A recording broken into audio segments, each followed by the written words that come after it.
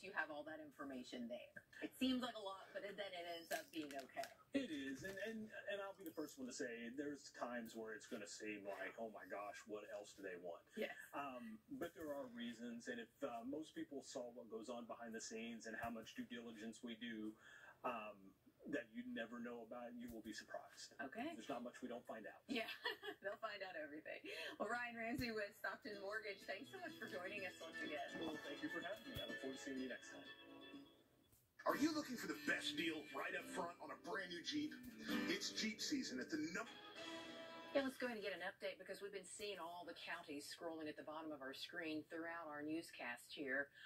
What should be the concern over the next hour or so? Well, we're looking at the potential anyway for some thunderstorms with some damaging wind gusts that can knock tree limbs down, power outages, and also perhaps some large hail, quarter, maybe up to ping pong ball size. Oh, and so that's going to be focused on our southern counties especially. I want to stress that. So from Huntington to Charleston and northward, we're looking fine. Yes, it's raining, but that's not a severe rain as we're in the 60s, and those temperatures tend to be a little bit too cool to support severe weather, at least in this environment. But the farther south you are, it's across southeastern Kentucky and the West Virginia coal fields, you're going to be needing to be alert for the potential for some severe weather here over the next couple of hours or so. Once we get towards 7 and especially 8 o'clock, things will start to quiet down. But that will be the concern for the next couple hours. Like I said here, it's a non-severe rain along and north of I-64, and those southern counties, though, need to be aware of the potential for some stronger storms. But once we get after sunset and then overnight, we're quieting things down, and it'll be a much nicer day tomorrow. Clouds and fog, areas of fog to start will be in the lower 50s, but we'll slowly get the sunshine back as the day goes on. We'll end off with a beautiful blue sky, and temperatures will make the mid-70s in the afternoon, which is right around seasonable for this time of year. Your temperatures right now, though, are currently into the low to mid-60s along and north of I-64. Those temperatures are not supportive of severe weather right now. But where we are seeing the warmer temperatures down to the south in the low to mid-70s, that's where we're currently watching the potential for the severe storms, and that's where the severe thunderstorm watch remains in effect until 8 p.m. You can see here Logan and Mingo counties in our immediate area in West Virginia, and then we have Pike, Floyd, Johnson, Martin, and Magoffin in Kentucky. Now, also watching the potential for areas like Wayne and Lincoln and Boone, even right on the edge of the severe thunderstorm watch. Sometimes there can be some storms there, but for right now, that's not where the severe weather is. And so let's take a look at our radar. Have a lot of boxes out showing those severe thunderstorm warnings, and they're getting updated by the minute here. So as I put the warnings on, sometimes there'll be a new polygon that's already drawn. But bottom line here is that the area getting the worst of our weather right now is in southeastern Kentucky. Anywhere from really Floyd County, Pike County here, Martin, for example, that's where we're getting some of the heaviest weather moving through, and also from Johnson County as well. So as you can see here, there's the severe thunderstorm warnings are in these yellow polygons, and there's a pretty hefty storm now moving through parts of our area. So we have this one in effect until 5 o'clock, moving right through Salyersville right now. The potential for some larger hail there, some damaging wind gusts, a lot of lightning. Obviously respect the lightning threat. Don't want to be outside when there's all these lightning strikes. And so heads up in the Swamp Branch area, 449 for you, Nero 506, Wonder 523, basically just showing where the storm is going through. We have a severe thunderstorm warning in effect now that's likely been extended here, that's moving through portions of northern Pike County. This was just updated as we were on the air, so getting the latest information right now. But just a heads up in the Sharondale area, Phelps at 508, Gilbert, West Virginia at 5:30. If this holds together, you could be under the gun for some pretty strong weather. Heavy rain, gusty, damaging winds, perhaps some quarter to ping pong ball size hail. And then finally, southern Pike County, Kentucky, including the Dorton area. We've got a strong storm moving through there as well. Dorton 453 is when that strongest storm would affect you. So that's what's going on right now. Mingo and Logan counties, we're quiet now, but the storms are moving in your direction over these next couple of hours. Farther north, though, non-severe rains moving through northeastern Kentucky, far southeastern Ohio, Lawrence County, and West Virginia from Huntington to Charleston. So this will all be wrapping up here by 8 o'clock, and then we're quiet after that. We'll be quiet tomorrow as morning clouds and areas of fog give way to lots of sunshine for the afternoon. And the good news is after this, as we take a look at our next 7 days, we'll be quieter for a few days. Nice through Friday with highs back in the 80s. Saturday, showers and storms focused mainly for the first part of the day. We should salvage late Saturday and the rest of the weekend with a nice start to our next week. But if you're in those areas that I've mentioned, remain alert over these next few hours, and then we'll be done with this and can sleep easy tonight. That'll That be nice is to get that good. out of the way. Yeah. That's for sure. All right. Hey, thanks, Andy. Still ahead, when it comes to learning, every child is different. Dr. Ashley Stevens with Capital County Schools will be showing us some tools to help find the right learning style for your child. With an exciting new Toyota, you can go out and enjoy all your favorite. And we're joining you again here from the First Warning Weather Center because we have a tornado warning that has been issued for Magoffin County in Kentucky until 5:15 p.m. So this was just issued for the area, and it's a storm that's moving off to the east, and so it also includes very tiny portions of Johnson and Floyd counties, but the bulk of this storm, or the main part of the storm, is currently in Magoffin right now. This is just to the south and east of Salyersville, so Salyersville, you are not under the risk right now, but for example, the Royalton area in Magoffin County, we're seeing this storm that has been tornado warned. Now, this is a tornado warning, meaning that the severe thunderstorm is capable of producing a tornado. This does not mean at this very time that we have a tornado that has been observed. However, it's important to be aware of the potential for this dangerous storm, which also could have some quarter-size hail moving across the area. So it is moving off to the east at about 25 miles per hour, and so we do have this warning that is in effect, and I'm going to put the storm track on here. So it's a slow-moving storm, honestly, only 25 miles per hour, not moving that fast, certainly not anywhere close to highway speeds, but in the Gypsy area, about 451, which is basically right now. Allen, Kentucky, 523, in the Wonder area at 538. If you're in those areas, be aware that there could be a dangerous storm headed to your area during this time period. So we are watching this very closely for you across the area, and we just have severe weather, honestly, that's ongoing across our southern counties right now. So as I zoom out to a wide view, I know there's a lot going on.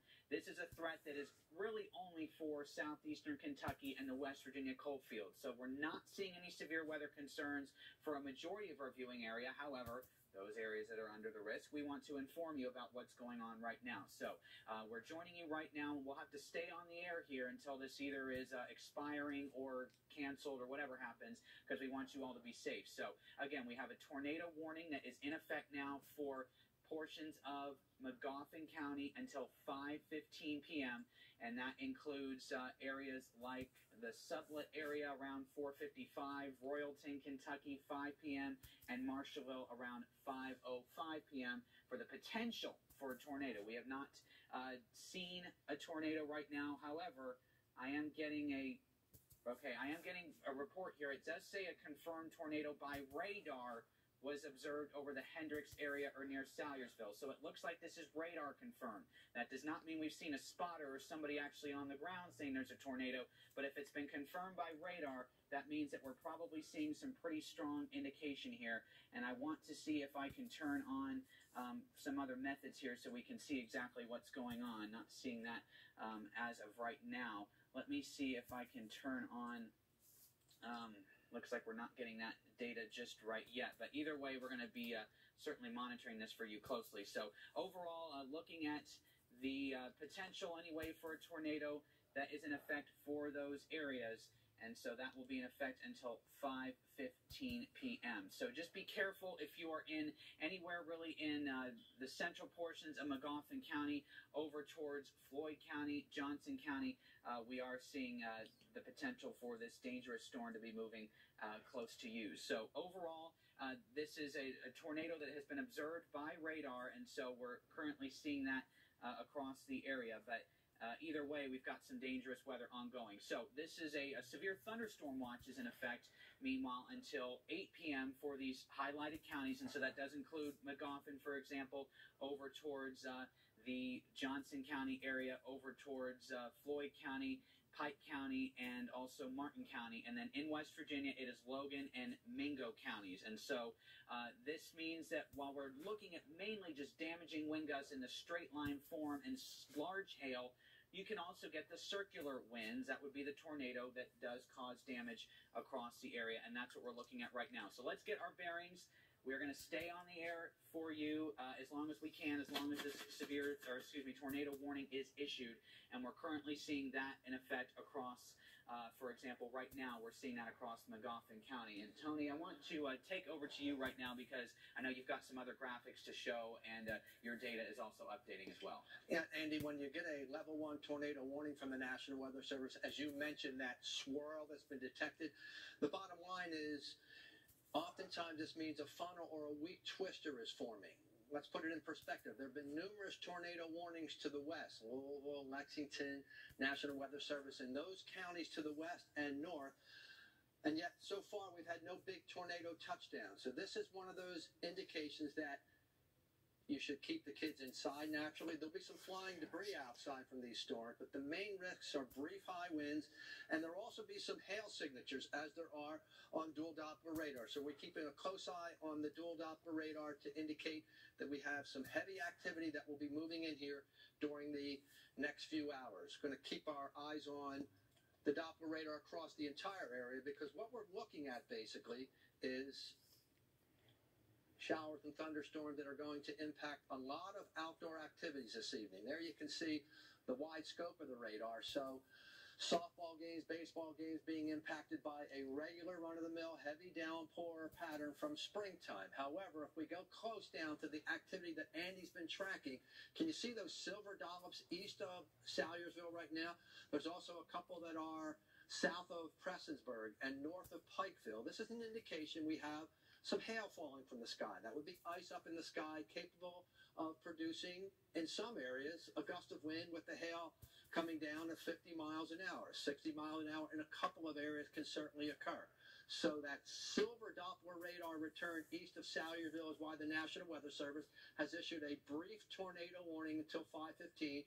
Now for the eastern half of Magoffin County. Keeping in mind back in 2012 we had that twister that came down the Mountain Parkway and caused quite a bit of damage. Right now this is nothing close to what we saw in 2012. However, there has been some rotation that has been spotted up in the clouds by the National Weather Service, and that rotation is certainly capable of producing some strong winds. We figure there are straight line winds that are producing 50-mile-an-hour gusts, and when you see a circulation up in the clouds, the National Weather Service's mantra, you see 2 consecutive scans of the radar and you issue a tornado warning, and you ask folks to take cover.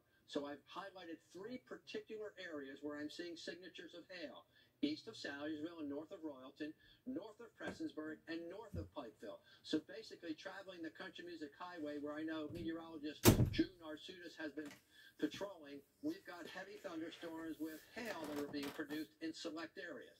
If we were to widen out and look at the lightning strikes, that's an indication of where the severe thunderstorm watch is in effect. In other words, Huntington, Charleston North, I-64 and north, the atmosphere has been worked over by earlier afternoon activity, so no threat of severe weather from a standpoint of tornadoes is expected, although naturally there can be a lightning strike and certainly a street flood.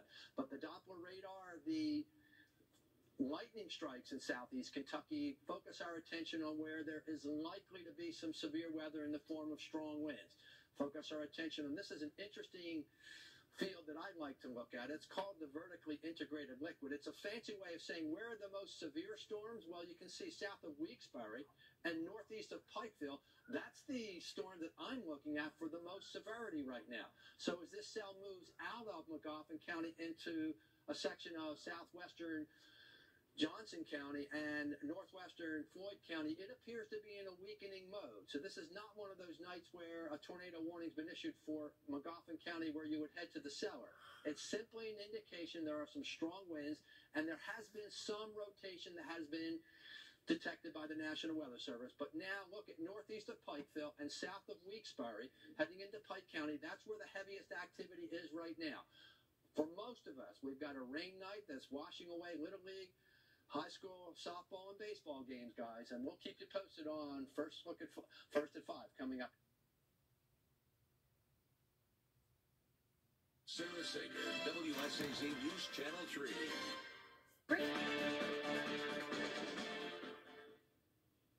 Okay, we are under a severe weather alert across the Kentucky coal fields here during the evening hours. So let me set the stage. The polls are open for 1 more hour in Kentucky. Our Ashley Homestore weather cam, the I-64 stretch and counties north are under a regular run-of-the-mill spring shower and thunder pattern here during the evening hours. And the temperatures are key here, where it's still humid, warm in the Kentucky coal fields. You have more energy for severe weather to occur.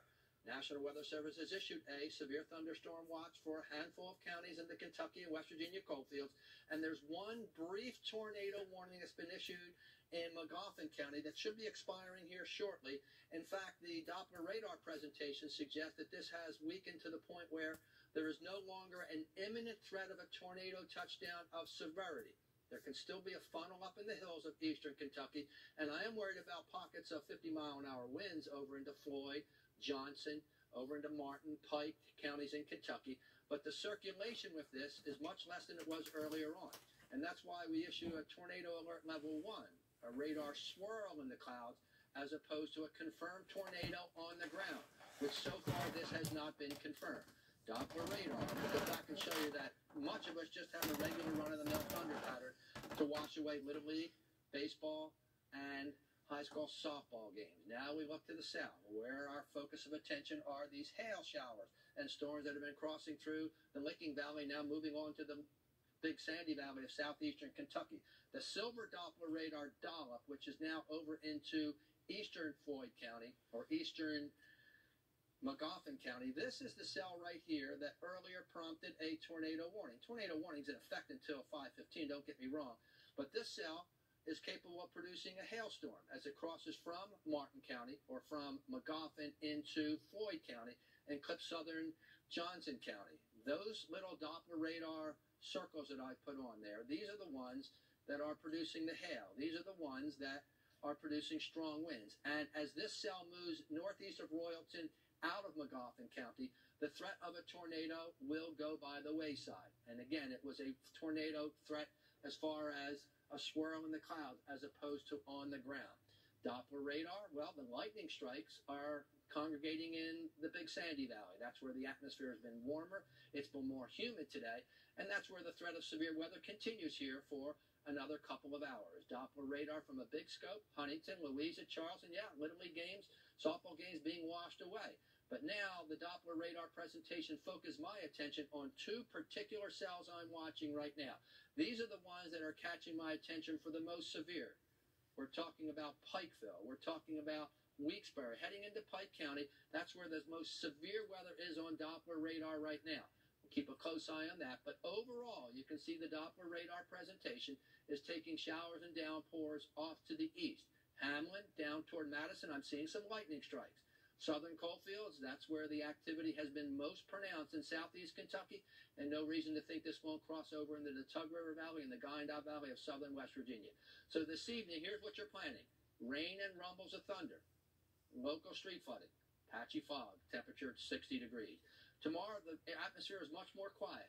A cool day, 52 to start, 65 lunch hour, and 70 as we get to the late afternoon hours. Andy, that's my assessment of the Doppler radar on the fly. What do you have over there in the Weather Center? All right, thanks, Tony. I think I'll be bringing my mic up in just a second here, so I still think I'm on. However, I just want to update everybody that the tornado warning has expired or was canceled early. So that's certainly some good news. That's certainly some good news for us. So the tornado warning has expired, but we are looking still at those severe thunderstorm warnings issued. And so I want to show you something that I have turned on right now. You see this blue area? That is what is called shear. I know that's a fancy term, but think of really fast spinning circular winds that would end up producing a tornado. And so you can see that those went just south of Salyersville through the Royalton area over the past few minutes, but notice how those have really dropped off.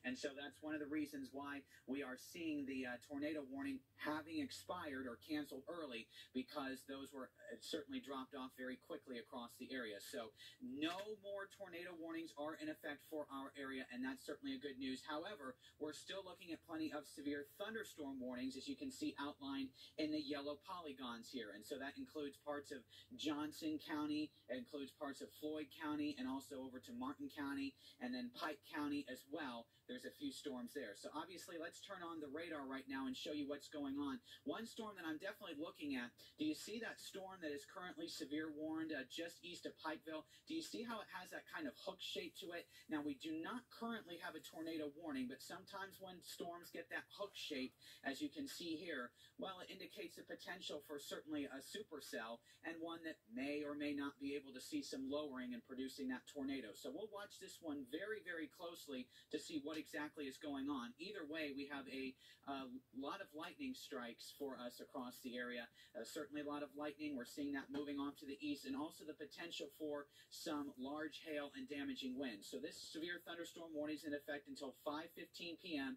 for 60-mile-per-hour wind gusts and quarter-size hail moving through central Pike County. And so as we will real quickly put a track on this, moving east at around 35 miles per hour. So this may end up clipping extreme southern portions of Mingo County in West Virginia. But heads up in the Phelps area, 524, the Kelsa area at 533, and that's actually just outside of our area. But I'd say in Gilbert, for example, a heads up for you too with this storm that is currently moving through. So getting our bearings, I know we've thrown a lot of information at you right now. I want to stress, first of all, that the severe threat for this evening is only in our southern counties. So if you're in Wayne right now up to Huntington and north, especially along the north of I-64, there is no concern for severe weather the rest of this evening.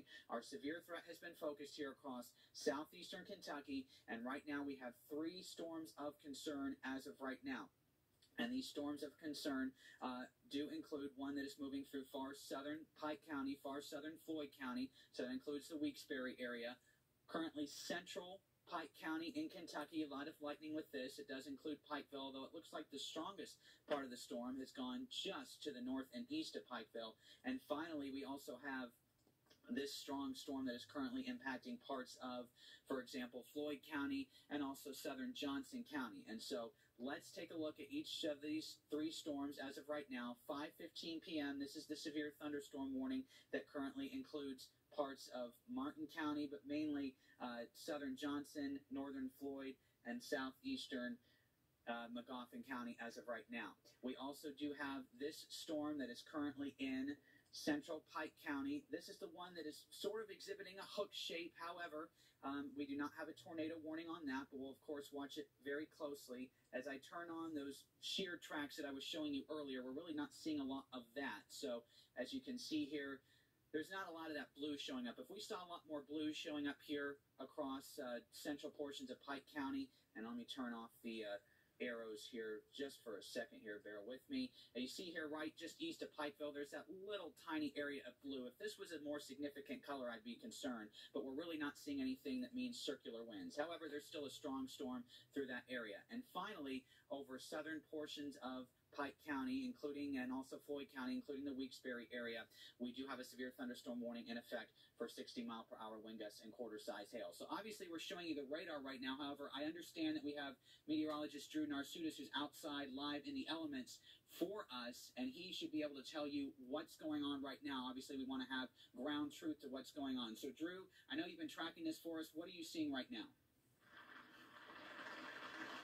Hey there, Andy. Yeah, it's actually not so much of what I'm seeing, it's what I'm hearing. And you alluded to it a little earlier. Lots of lightning, lots of thunder with this system moving through the Pikeville area. There's been some decent rains as well as a few gusts of wind that have maybe gotten to about 20, 30 miles per hour itself. But luckily, the strongest of the storms to make it near Pikeville have been just north of town. It put on an amazing show for us here. You saw north of town look like almost a UFO coming in and getting close to the northern parts of the town. However, here in central town, and now if you look a little bit further towards the southern parts of town, you can see that it's not looking too great out there, but nothing too ominous out in our forecast. It's really just some heavier pockets of rain, a few gusts of wind, and plenty of lightning and thunder with this sort of system moving through the central Pike area at the moment. What I think is going to be the biggest cause for concern over the next half hour, maybe down here in some of the southern coal fields, is going to start to go away from severe storms and maybe a little bit closer towards some flash flash flooding, some street flooding issues around there, as well as, of course, the always present threat of those lightning and thunder strikes out here in our forecast. And again, that's what we've mainly been seeing here in Pikeville. However, there have been some very ominous storms just around the outskirts of town that have likely caused a little bit more commotion than what we've experienced. Back to you guys in the studio. For now, things not too bad here in the Pikeville area. Certainly wet, however. Thank you, Drew. We are going to continue to follow this severe weather alert throughout the evening, especially for those southern communities that follow. Yes, and a good reminder, too, to have that weather app handy. Yes. We're going to be doing as much as we can to try to keep you up to date here on the air because this is a very serious situation that is playing out with this weather. As you heard our meteorologist say, still tracking through several of our areas, so we'll stay on it. But here's a reminder for you on how you can get to that weather app.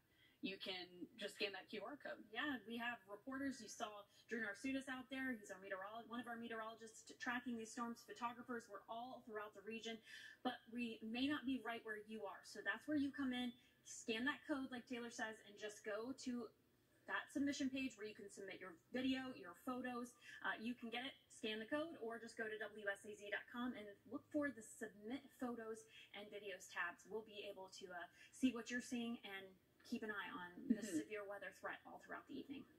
Now let's talk about Decision 2023 because it is primary election day in the Commonwealth. One of the most watched races this year, the governor's race. Incumbent Andy Beshear running for governor for his second term. Yep, it is the other big story we're following for you. News Channel 3's Kimberly Keggy is joining us tonight in Frankfort. Kimberly, how are things going? We know the polls are getting ready to close here in just a little bit. Well, Taylor, this is the Kentucky Hall of Governors at the Kentucky Historic Society, and when you talk about the word historic, that's how you can describe Andy Beshear's first term as governor. He's certainly been faced with some difficulties and challenges to navigate with the Commonwealth. You have to think about in that first year, really just a few months after he was sworn in as governor back in January of 2020, we were faced with the COVID-19 pandemic, and he was helping people navigate that in a way that we didn't know how to.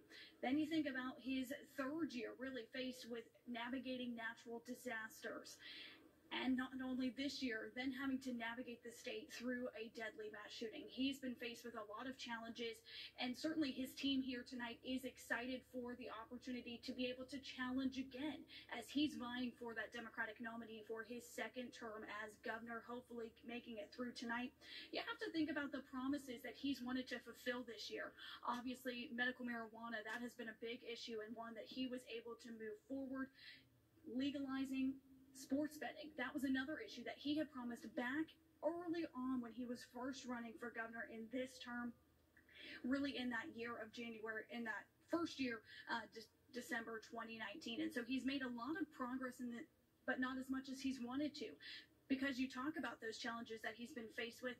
Now, his watch party is going to start in about 30 minutes. It will open up to the public. And so we will start to see that atmosphere here change a little bit at the Kentucky Historic Society. And we'll be bringing you back a live update at 6 tonight. Sounds good. Kimberly, thank you so much. However, on the Republican side of the race, candidates are hoping to win the nomination for the chance to unseat Governor Beshear in the fall. Among them, Kentucky Attorney General Daniel Cameron. News Channel 3's Andrew Colgrove is in Louisville.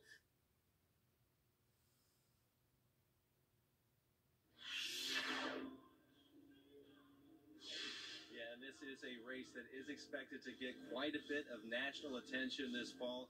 People interested to see if a Republican challenger can knock off a popular Democratic governor. So tonight, Daniel Cameron and his supporters will be gathering here at the Galt House in Louisville to be watching these returns come in. This watch party set to get underway at 6:30 here this evening.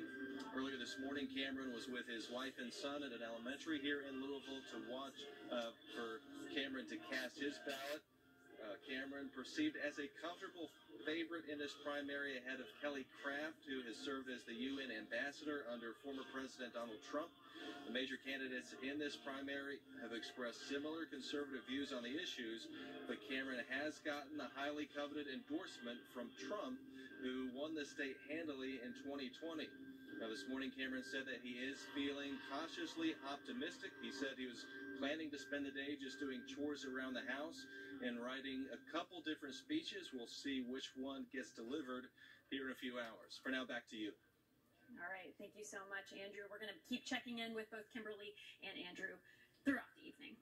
We'll still had a community left with so many questions. After a teen attacked a neighborhood, killing 3 people, injuring several more. Man, this is tough. So many great schools in this area. I don't know if I can make this decision today. That's always making a difference. What caused a teen gunman to attack a neighborhood in New Mexico? Well, that is what authorities are now working to try to answer. This attack killed several people and it injured others. And the victims have yet to be identified. Police say the killer appeared to choose his targets just at random. Gloria Pazmino has the latest. Finding a bullet hole through your daughter's window was just like, my gosh. More questions than answers. A day after a teenage gunman killed 3 people and wounded 6 others in a Farmington, New Mexico neighborhood. The suspect roamed throughout the neighborhood up to a quarter of a mile. At least 6 houses and 3 cars were shot in the course of the event. So far, authorities say the suspect was armed with at least 3 guns, including an AR-15 style rifle. This is the room. Went through right there. It was traumatic to be barricaded in your laundry room with your daughter, who's 1. Law enforcement arrived 5 minutes after the first call. Within 3 minutes, they exchanged gunfire with the suspect, killing him on the scene. We are doing the best that we can. Piece through and talk with family members of the suspect. Piece through what was going on. Look at the evidence to see if we can figure out what the motivation was. Among the injured are a New Mexico State police officer hospitalized in stable condition at last check, and a Farmington officer who was treated and released. The New Mexico shooting marks the 225th mass shooting in the first 20 weeks of the year, according to the Gun Violence Archive. I'm Gloria Pasmino reporting. And it's not clear what the condition of the remaining wounded victims are right now, but Farmington is the town of about 46,000 people in northwest New Mexico. And the police chief did say that yesterday was one of the most difficult and horrific days that Farmington has ever experienced. Many of the people that live there gathered for a candlelight vigil yesterday to remember those that were killed and injured. Still to come this evening, a potential ban on this school staple. There are some serious feelings on both sides when it comes to chocolate milk. And your Doppler radar scope is lighting up, and that means an augmented reality sponsored by Food Fair. We've got some showers and storms that are washing away Little League and high school games tonight. We're talking about tracking heavy storms when I come back on First to 5. With an exciting new Toyota, you can go out and enjoy all your favorite. It's a severe weather alert. And that severe weather alert in particular in the West Virginia and Kentucky coalfields. So let's set the stage with the Logan Weather Cam. It's sponsored by West Virginia Lottery, where the dark, menacing cumulonimbus are less than an hour away from the heavens opening up, and there'll be some gusty winds. So here's the big picture. You can see the area from Logan westward now about to get in on the storm, raining to a fare thee well in the I-64 stretch. But let's focus our attention on where the heaviest activity is. East of Pikeville, we're seeing the silver Doppler radar return, and that's an indication this is a hailstorm that's crossing from Pikeville toward Phelps, over, for example, toward Warncliffe, and that means if you're ahead of this storm, good idea to get your car under a carport, get your car into a garage. Don't want to do it while thunder and lightning's going on, but the bottom line is this can produce strong winds, and perhaps even a brief funnel cloud can be sighted as this crosses the Levisa and the Tug Fork from Pike into Mingo County.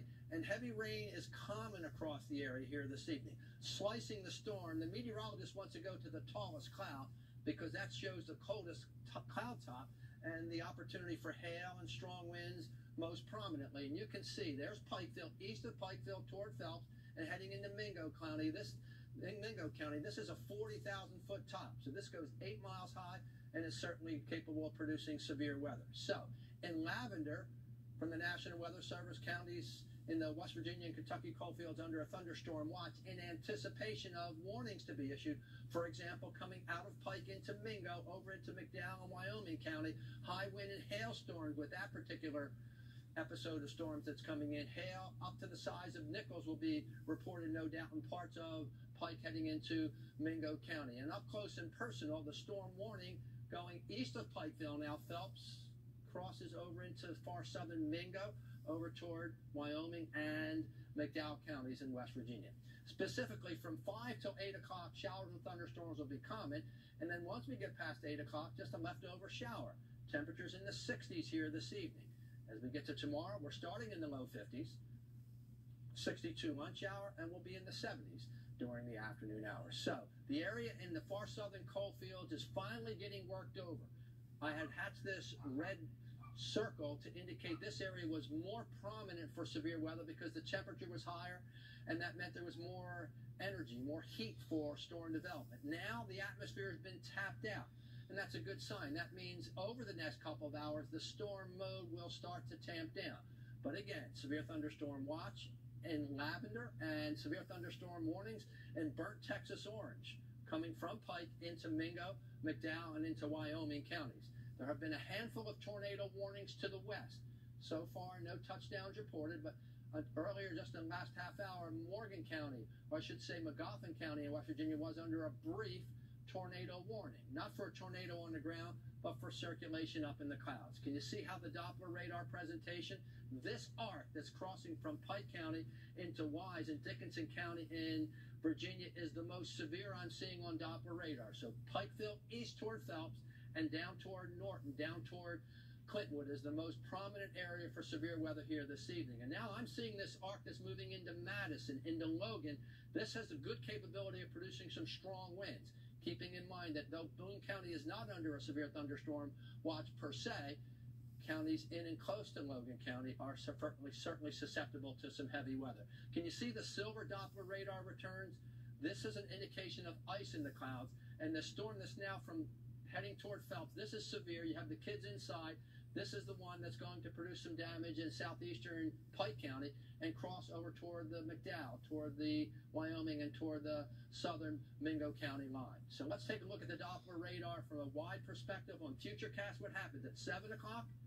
Activity is already out of the coal fields of Kentucky and West Virginia, though, and now by 8 o'clock, things are toning down. So literally, we have another hour or two to go through before the severe weather threat in the coal fields does subside. And that'll set us up for a fairly nice day tomorrow. Morning clouds and afternoon sunshine, which should be replicated going forward. But the hit zone tonight, Pike into Mingo counties, we'll keep you posted from the Weather Center. A hazy, humid evening, a shower or thunderstorm. More like showers, I-64, and thunder in the coal fields. Temperature 60s, low 50s overnight with patchy fog replacing the overnight rain. Forecast tomorrow, morning clouds and clearing in the afternoon, a breezy high of 74 degrees. And ladies, we've got low 80s in the forecast Thursday and Friday, and we continue to highlight Saturday for the Mate 1 homecoming. That would be a Heritage Day, and for the Armed Forces Day in South Charleston, big parade, we have the opportunity for showers to be around. All right, something we'll keep watching the severe weather. Yep, thank you for informing us. We appreciate it. Well, up next, cutting costs and shortening shipping times. Amazon is trying out a new way to get what you want. Valley Health began with one goal: to provide quality health care to all in our service area, regardless. Well, it's sparking a lot of debate, but the U.S. Department of Agriculture is considering this, and there are some very strong feelings on both sides. At issue, the added sugars in flavored milk. Some say it is contributing to rising levels of childhood obesity. Others argue that taking chocolate milk off the menu will lead to children drinking less milk, which means they would lose out on calcium and other nutrients. The USDA is expected to make this decision the first part of next year. It will affect nearly 30 million students in elementary and middle schools if it passes. Amazon is unpacking a new delivery plan that could lead to faster shipping times. So here's how it works. Amazon shipped items from warehouses anywhere in the country. If the distribution centers nearest the delivery location didn't have that item, that can not only be costly, but also impact delivery times. So to fix those problems, Amazon has created 8 regions in smaller geographic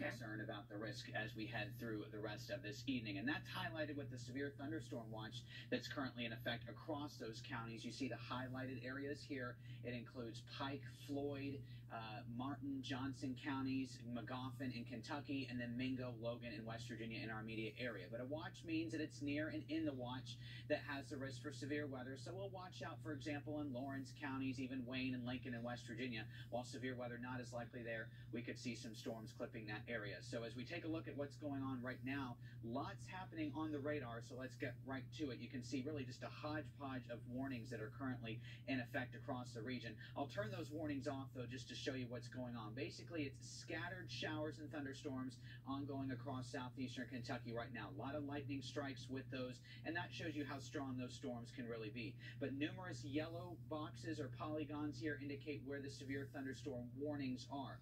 That's what we currently have in effect right now. And so we do have this warning that's in effect, including parts of southern Magoffin and moving into Floyd County until 4:15. So for the next 14 minutes or so here, a lot of lightning with this, but also the potential for some gusty winds up to 60 miles per hour and perhaps up to quarter-size hail. And you can see the estimated timing here, Prestonsburg in the next few minutes to Raccoon and even Williamson. Also a severe thunderstorm warning in effect for Pike County, Kentucky until 4:30.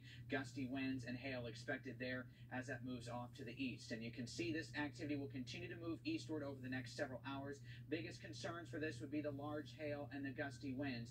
Not looking at severe weather north. Is it raining from Huntington to Charleston? Yes, it is. Will it be severe? No, it will not be. Biggest concern for us is going to be showers over the next few hours. We'll quiet things down as we head towards midnight, and we'll of course have a look at the forecast for tomorrow coming up. But I want to take things out live now to meteorologist Drew Narsudis, who's out live in Prestonsburg. Drew, what are you seeing there right now? Hey guys, yeah, currently we are just on the edge of a severe thunderstorm warning in the Prestonsburg area. I want to take a look behind me right now. If people were out currently, doing a few last-minute chores in the downtown district, things wouldn't be all too bad. Certainly not looking all that rough out there. If I wasn't holding a bunch of electrical equipment, probably wouldn't have the umbrella up at the moment. But we can hear rumbles approaching as the severe thunderstorm warning just to our west is producing potentially 60-mile-per-hour wind gusts and up to quarter-size hail, according to the National Weather Service. You can see those clouds starting to look a little bit grayer. But here's the problem with the storms down here in the coal fields is that, these storms don't really get noticed until they're right overhead. It's not like you can look out yonder and easily see the storm approaching. These hills and valleys are certainly something that causes a little bit less time to actually react as the storm moves into your neighborhood, as well as because of the hilliness of it all that rain falling down is going to start funneling in the valley. So not only are we worried about severe winds, we're talking about hail, we're talking about some local street flooding, as well as, of course, even the slightest chance of a twist up here in our region. Likely just a funnel cloud up in the skies, but we'll keep you all updated here in the coal fields and around our region as we move on with the rest of the show. I'll be back at 5 down in Pikeville, where weather could be even worse than it is here in Prestonsburg. Back to you guys. All right. I think Drew he and our photographer better head inside there for probably a good idea, just for safety. Yeah. All right. Thanks, Drew. Decision 2023. It is Election Day in Kentucky. The race is on for governor. News Channel 3's Alex Jackson has more on the voter turnout in Lawrence County today. Voters throughout the Commonwealth turning out to vote for their candidates in this primary election. In Lawrence County, some coming to the Louisa Community Center to cast their vote. Governor Andy Beshear looking to retain his spot as governor this November, facing challengers in the Democratic primary today. On the other side, Republican candidates looking for voter support. Current Attorney General Daniel Cameron receiving an endorsement from former President Donald Trump, and Kelly Craft seeing support from Texas Senator Ted Cruz. Lawrence County Clerk Chris Jobe says the primary election serves a major purpose. So it's important we have several candidates that's running that has worked hard across the state so it's very important to nominate the person that you want to go on to the fall general election. Jobe says taking advantage of the right to vote is worthwhile. I encourage the voters to get out. We've got a lot of men and women that have given their life, that we have the freedom to vote. Also acknowledging the work of his staff to ensure election security and integrity. We stay up with, the trainings, and we work with our local vendors and state officials and stuff to make sure that we're doing everything that we're supposed to be doing. Kentucky voting today to set up a head-to-head race for the governor in November. Alex Jackson, WSAZ News Channel 3, Lawrence County. The polls do not close until 6 o'clock tonight, so if you have not had the chance, you can still make it out and vote.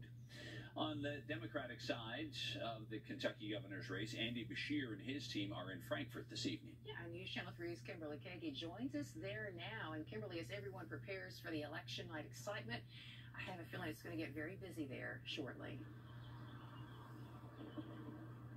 Oh.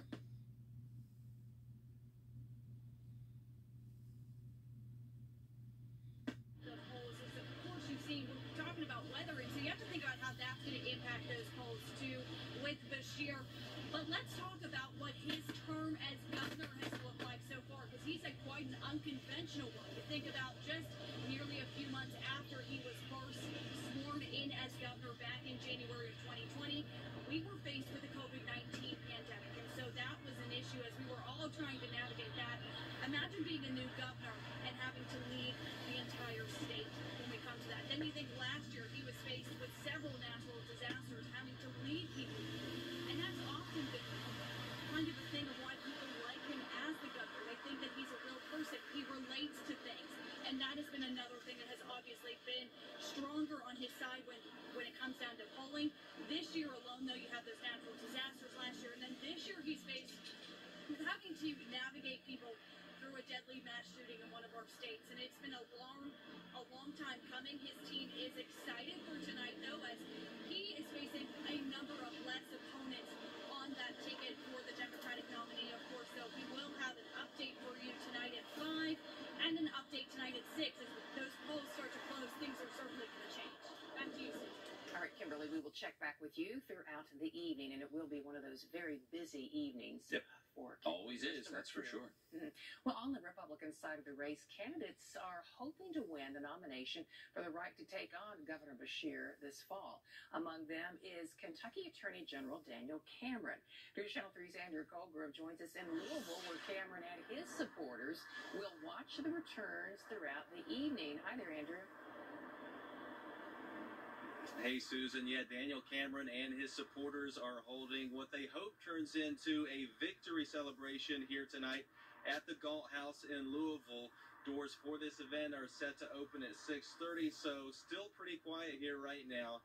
Earlier this morning, Cameron was with his son and wife at an elementary school here in Louisville where he cast his ballot. Cameron there saying that he's feeling cautiously optimistic and that he was going to spend the day doing some chores around the house and writing a couple different speeches. Recent polling showed Cameron as the front runner in the Republican primary, ahead of former United Nations Ambassador Kelly Craft. The two have cast themselves as leading the resistance to what they say is the indoctrination of children in schools. The leading candidates in the primary have expressed similar conservative views on issues like abortion and guns.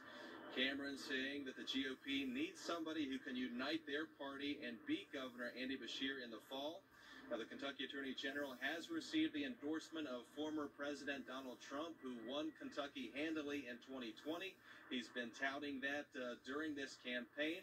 Now, guys, we've been talking about the weather earlier today. Our photographer, Jay Melvin, and I passing through an area that was actually under a tornado warning as we were traveling from Huntington to Louisville. Fortunately, we didn't see anything too hairy. Made it here safely, but tough to imagine this weather we've seen today won't play some sort of impact on voter turnout today. We'll see how it all plays out here in a few hours. For now, back to you. All right, thanks, Andrew. Further proof of how the weather can affect everything. That's right. It is election day, so yeah, definitely always seems to. And we'll check back with Andrew throughout the evening as well. Still ahead, it is National Barbecue Day. Yes, after the break, we're going to be in the kitchen with Wild and Wonderful Barbecue, getting some tips for your next cookout. And we're talking about the weather and how it might impact the primary. Here's a look at Ashland right now, and you can see it is a damp finish to the day. Now, we are not looking at any severe weather in the Ashland area. This is just your general moderate rain that's falling, but it's areas farther to the south where there's several severe thunderstorm warnings, and we'll track those and what you can expect for the rest of your evening coming up here in a little bit. This is how legends 2024 Chevy Silverado HD with Duramax. Cute, shouldn't it? Well, as we head into the summer months, it's time to fire up the grill. Grant Schaffner from Wild and Wonderful Barbecue is here to share some tips with us because, we're all going to be doing it, whether it's Memorial Day or family get-togethers this summer. A lot of people are going to be doing this. It is a busy time of the year. It is very busy, and a lot of backyard barbecues are out there going at it, and I thought I'd just show what we do at our food trailer to get ready to do the cooking. And we got a little precursor about what to expect and the differences between what we're looking at here. And it's really fascinating to look at what you might get consumer-wise right here and what you do to it and how you get rid of so much fat. Well, this is what you're going to buy at your food distributor or grocery store or another meat outlet. And as you can see, it's full of fat and silver skin, both sides, top and bottom. And a lot of people just think that's why you're supposed to put it in the smoker. And I don't, because, you know, if you're going to put some spices and rubs on there, you want that flavor to get down in the meat. So I trim it all off. Okay. And a brisket is actually two different muscle structures. Okay. So I separate them out. And this is the point, which has more marbled fat in it. Okay. And if you've ever heard of burn ends, that's where these come from. It's going. The grain is going better this way. fat. This is not the good fat. Yeah, that's the bad fat. This is the tasty fat. Okay. And the grain, this grain is going this way. This grain is going this way. It's almost vertical versus horizontal. When you slice these with the point, you want to slice with the grain. Okay. And on the flat, you want to go cross grain. Okay. After you cook it. If you slice it this way, it's going to be very chewy. Oh. That would not See, and I wouldn't think it because you're going with grain here, and I would think, oh, I'll just go with grain here. No. This has got a lot more fat marbled into it. Makes it a lot more tender. How long did it take you to learn all these little techniques? Oh, you start learning real quick because it's expensive. You start blowing. It took me a month or two to figure out that I did not want this on the smoker. I want this. Okay. Okay. And you know, you'll see those. They'll even put in recipes. It'll say fat side down. Yeah. Oh, yeah. And so, but you're saying no fat, like get rid of the fat. No, I trim that fat off both sides. Yeah. Wow. I don't want anything to impede the barbecue spices getting into the meat. Yeah. Okay. Yeah. So the fat's coming off both sides. It goes in there, and then does it make the cooking time faster, or do you still cook it for just as long? How long do you tend to smoke it? When you separate it like this, your cooking time is faster. It is? Okay. It's not so thick. Okay. Okay. Now, like today, when it's raining, humidity, it speeds up. Okay. Describe what happens when you cook it with it, because you talked about how it kind of essentially ruins the cooking this experience. Hunk of fat and the fat that's in between the two sections of meat is very thick and dense, and by the time you've cooked this long enough to render it out or get it to melt into the meat, you've burnt the meat. Okay. It's charcoal. Yeah. So you're biting into to charcoal, and you've seen some certain chefs who say, "Oh, look at that! It's nice and tough," but you don't want that. The bark. Look at the bark. I don't want to eat the tree either. Yeah. It's hard and it doesn't taste well. So then we have this. This is kind of the finished product right here, and we're looking at This right is the here. point. This is the point That's here. the point right there. Okay. Now, I cook low and slow. I cook at about 275 degrees. Okay. All right. What do you put on it? Because I see you've got some salsas in Look there. at Talk that. about seasoning and salsas to give us some ideas. Well, the rubs are my own recipe that have some chili powder, cumin, very little brown sugar on beef. Okay. And this is your new smoked one. That's the new one that I think we're going to name it I smoked. want to try this one right here. So Come on. put a little bit over there. Put it on the plate. From this stage, you put your rub, your seasoning on. At what point do you put the salsas on? When it's done. When it's done. When it's Wait done. until that point. Yeah, whenever we're serving out of the trailer, we have the sauces heated up. Okay. And then we put it on their sandwiches or their plates at that point, and let it go in it. Oh yeah, And you make me eat with I think a little hand and a little dip.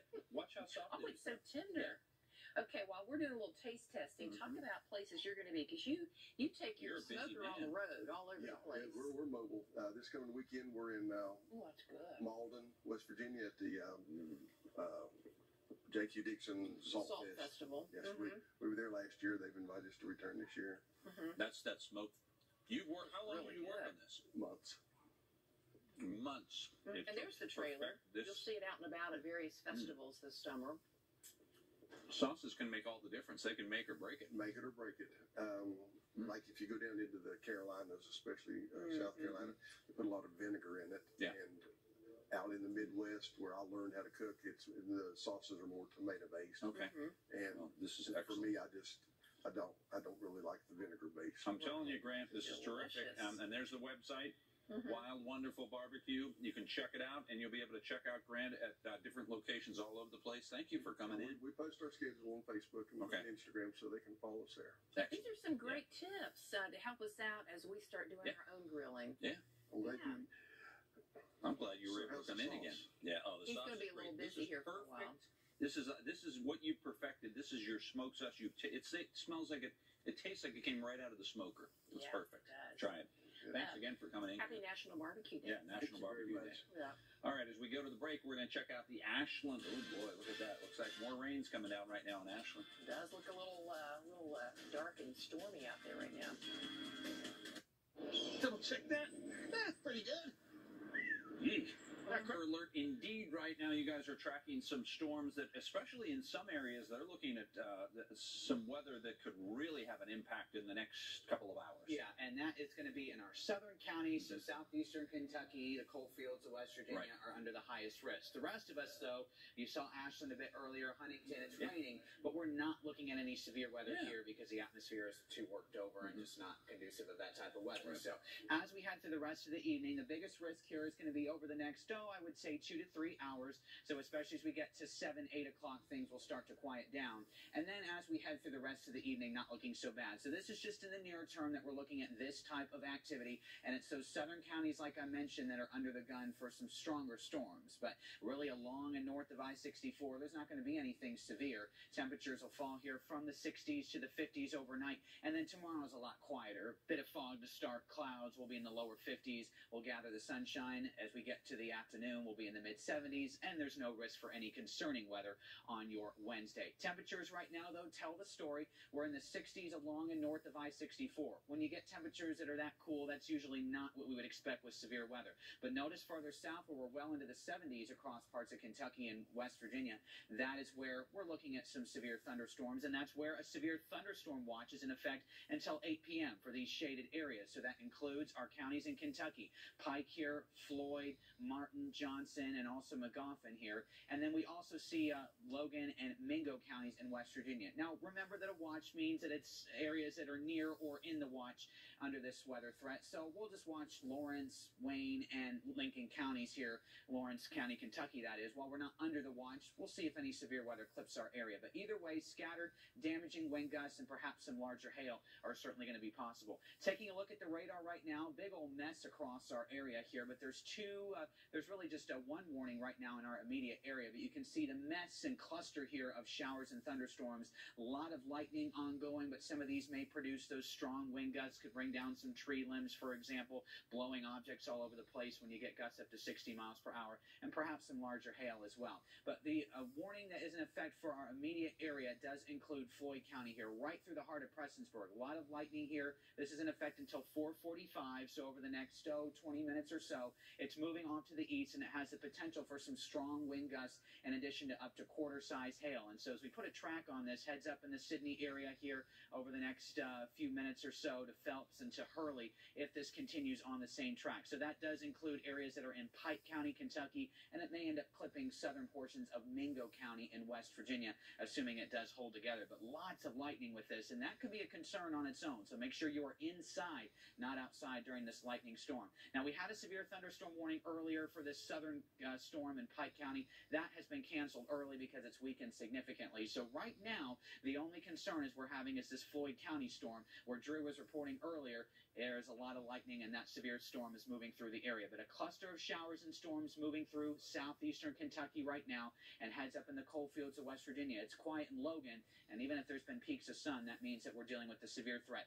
Weather is not severe along and north of I-64. Watch out for wet interstates, for example, Huntington to Charleston, but we are looking at some lighter rain across our area. And so this will begin to taper out over the next few hours, showers and storms here as we head through 8 o'clock, and then we'll be quiet overnight. Tomorrow, a much nicer day with clouds in the morning and patchy fog turning sunny in the afternoon. And we'll catch our breath these next few days with nice weather on Thursday and Friday. We'll be in the 80s, and then showers and storms mainly for the first part of Saturday. We should be able to salvage late Saturday, and Sunday is looking nice, as well as the start of next week. So just got to get through these next couple of hours. Those areas that I mentioned, we are dealing with the severe weather threat, but once we get rid of it, we will be good to go for the next few days. Okay. Kind of a busy evening keeping us all up to date on this. Yes. Yeah. Yeah, I know. We have election night and all this crazy weather Right. at the same time. Election in Kentucky and severe weather in the same state. So Yeah. we'll see how this may affect the turnout to the polls. Yeah. Okay. All right, Andy, Thanks. thank you. Still ahead, a program this summer helping to educate the educators. So after the break, we are talking about the Summer Black History Institute.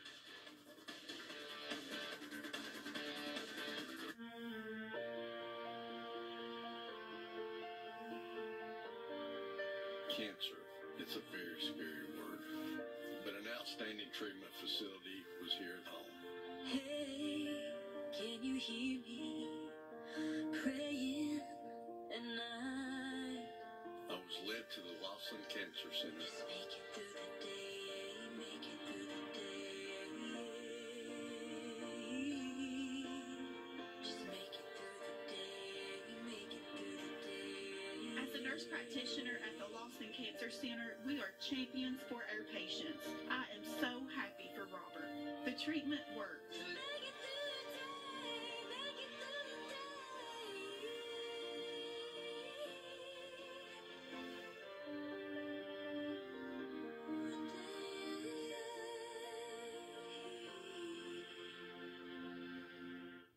Are you looking for the best deal right up front on a brand new Jeep?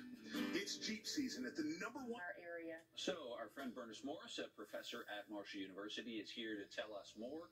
You've been on the set before talking about history, and you and I are both kind of history geeks. So we've talked about this before. This institute, though, is a way to kind of spread that gospel of history a little bit, isn't it? Well, we are following in the steps of Dr. Carter G. Woodson, who's considered the father of black history, and he has local roots as a former coal miner and educator in Huntington. And he wanted to put black history back into the textbooks. Right. They were deleted. And we are approaching a century of Woodson's work in Black History Month. And the teachers are looking for resources. And so the Institute helps them with lesson plans. And we do a local history tour.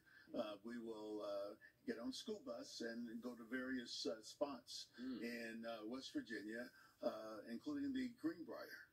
See, and that's in itself, it's interesting because you're taking this on the road. It's a unique idea, isn't it? Yes. Yeah. Yes. We want them to be able to take their students out and to learn about various communities, not just what's written in the books, but things that they can research on their own. So talk about who is this for? Can anybody do it? What grade of teachers? And do they just have to be in Cabell County?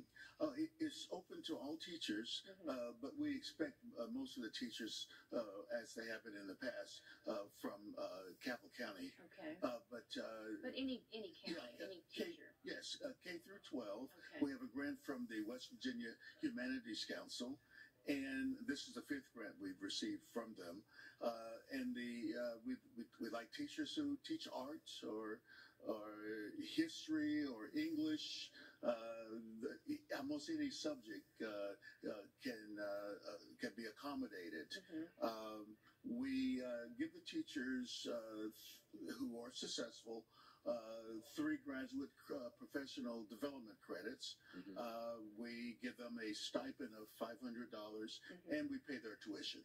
That is amazing. How important is it to continue to promote the idea